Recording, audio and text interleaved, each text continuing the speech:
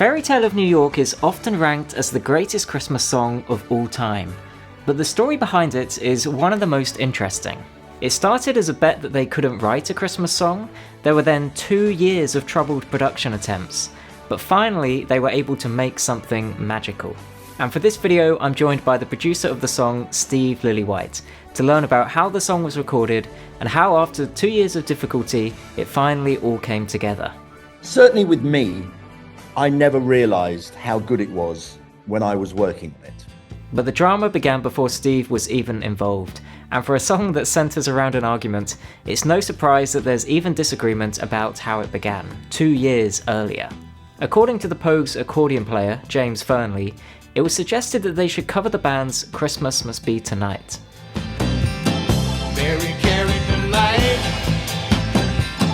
This must be Christmas, must be tonight. The Pogues replied, "That's an awful song." But frontman Shane MacGowan elaborates on this story by saying that Elvis Costello, who was their producer at the time, wagered that they wouldn't even be able to write a Christmas song. Either way, the Pogues set out to write a Christmas hit, and James Fearnley explains how the writing process began. Jem had been writing a melody for the verses, Shane for the introduction part and the chorus, about a seafaring type. This explains one of the most distinctive characteristics of the song, which is its unique structure. A slow opening before building to the main upbeat section. This structure stayed in place for the final song, but Jem's wife suggested a different idea for the dialogue. What happens at Christmas a lot of the time, people argue, so let's have somebody arguing. Christmas isn't a happy time for a lot of people. The structure and argument is clear even from the first demo, where it seems to instantly cut between the two sections.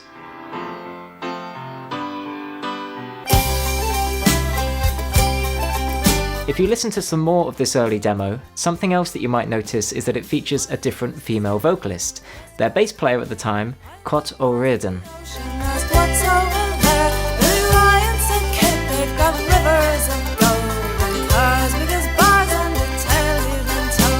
They made several attempts to record the song with Cot and Shane on vocals and Costello producing, but they were never happy with the result.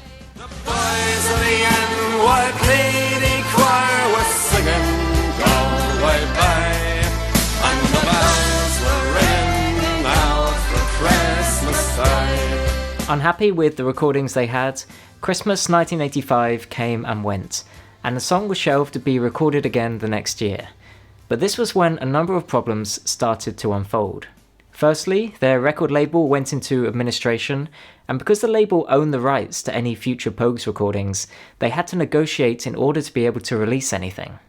And soon after, difficulties in the band also led to a falling out with Elvis Costello.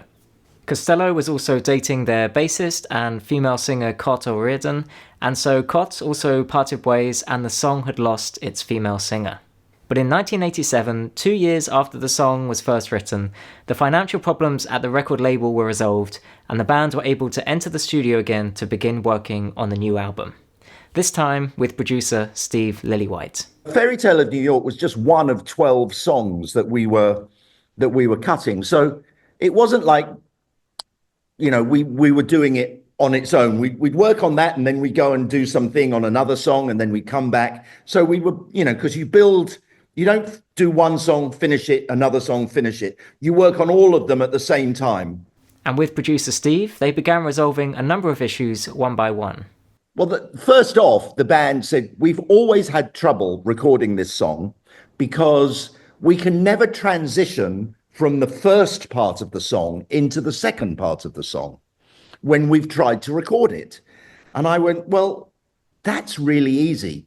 All you have to do, we'll concentrate on getting the first part of the song right, and then we'll do the second part of the song separate. I've got the razor blade, I can cut the tape, and I can join the two together. Now, that sounds like, a really simple thing, but the fact is, no one had said that to them.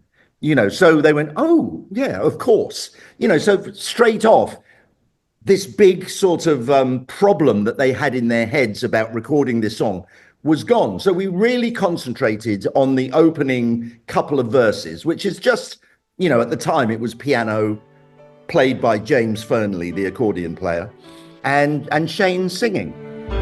It was Christmas Eve, babe, in the drunk tank. I had to listen so hard to what he was doing, and I had to practice and practice and practice to get my part right before we even went into the studio. I'd never done so much practicing on anything. The rare old mountain dew, I turned my face away. So, once we worked on that, then the band could go, oh, now we've got this much smaller part. It was just psychologically, there was like something was lifted from them. The next problem they had was finding a female vocalist. So Shane sang through a rough vocal, and then Steve took the recording home and worked on a vocal with his wife, Kirsty. Well, Shane did his vocal first, and then I took the tape home, and I had a studio at home when I was living with Kirsty. We were married, and she did her vocal, and we spent a long time really, getting her vocal right. I mean, we did it over a weekend, and there's not a hell of a lot of lines there, so we could really concentrate on getting each one exactly how it should be, and the harmonies and all that. And then we took it back, and then when Shane heard it, he realized that his vocal was not good enough.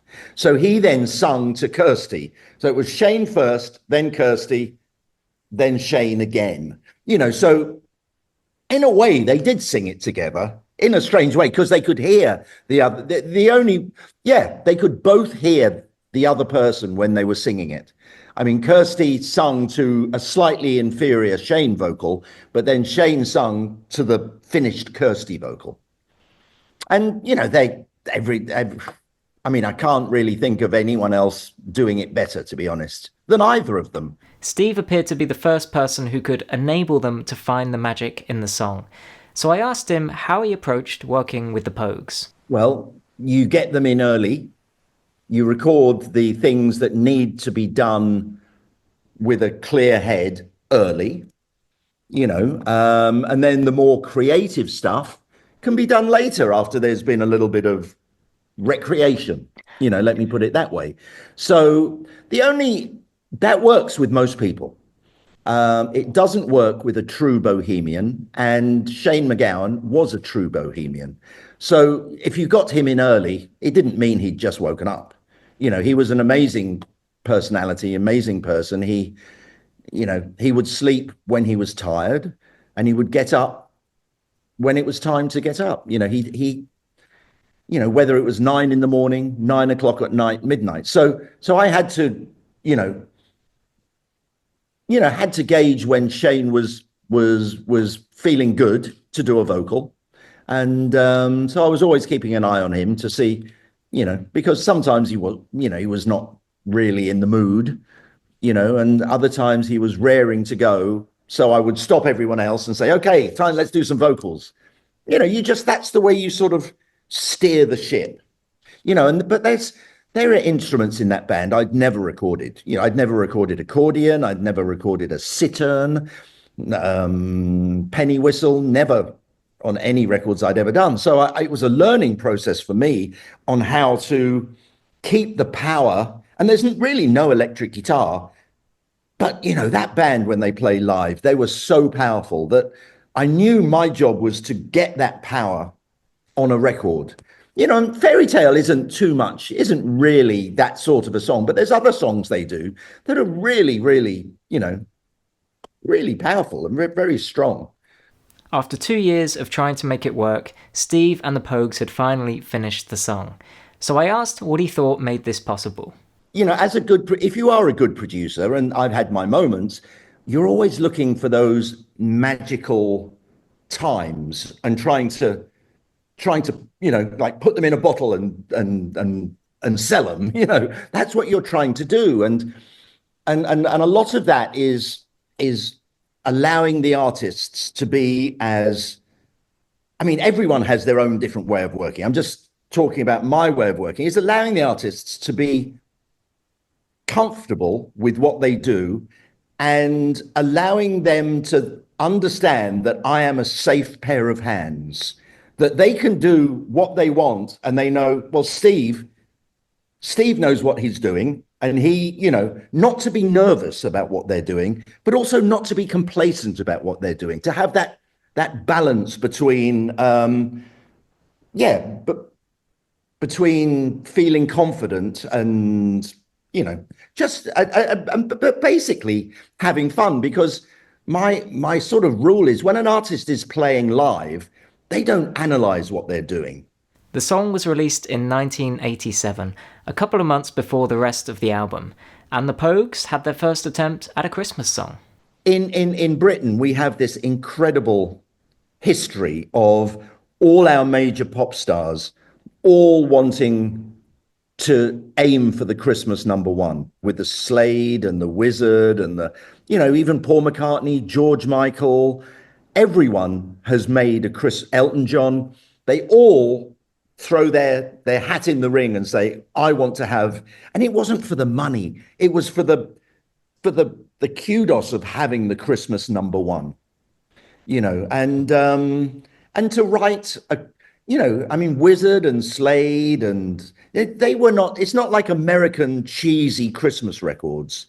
I don't particularly like those, although, they're very nice to hear them occasionally at Christmas. But give me Wizard, give me Slade, give me even Chris Rea. I love that song, Driving Home for Christmas. That just makes me feel warm and happy inside, So, we have such a great history of great Christmas records. And I'm very proud to have been involved in actually 2 of them, because I was the assistant engineer on Wizard, I Wish It Could Be Christmas Every Day. With the song released nearly 40 years ago now, I asked Steve how he reflected on the song today. Certainly with me, I never realized how good it was when I was working on it. I mean, if you'd said at the time, I'd go, well, I love Bottle of Smoke. I love If I Should Fall from Grace with God. I love Fiesta. And I love Fairytale of New York. So... And I still think most people, when they hear Fairytale for the first time, it's not like, wow, I love that song. But they probably hear it enough to go, I'll listen to it again, or when it comes on again. Which is why it's lasted so long, because it's like it grows on you. And for me, I much prefer records that grow on you than records that are a fast burn. Like I don't think I've ever really been that good at doing instant pop singles, like the Stock Aitken and Waterman, all those they're great, and that's an art form in itself. But I've always thought that the records I like to make need more than one listen, but have enough on the first listen to I like to reel them in, and the more you hear something, the more you hear the different layers and the things that are in there that keep you excited about it. And certainly with Fairytale of New York, it's the song that does that, because what's the chorus? The boys of the NYPD choirs, like 10 seconds, it's not like a chorus, but it's, but it works. Something else that's unique about this song is that there was only ever one live recording with Shane and Kirsty, and Steve has recently worked on that recording to make it ready to be released. They never did sing it together. The only time they did sing it together, weirdly, in that era, was on the live version that we did, which was quite something actually, which someone found recently, and I sort of fixed that up to make it sound as good. Thank you so much to Steve for his time. I don't usually do interviews like this on this channel, but he was so friendly and so kind. So if you enjoyed this kind of thing, let me know in the comments. And if there's anyone watching who has an interesting story to tell and might want to be in a video, get in touch.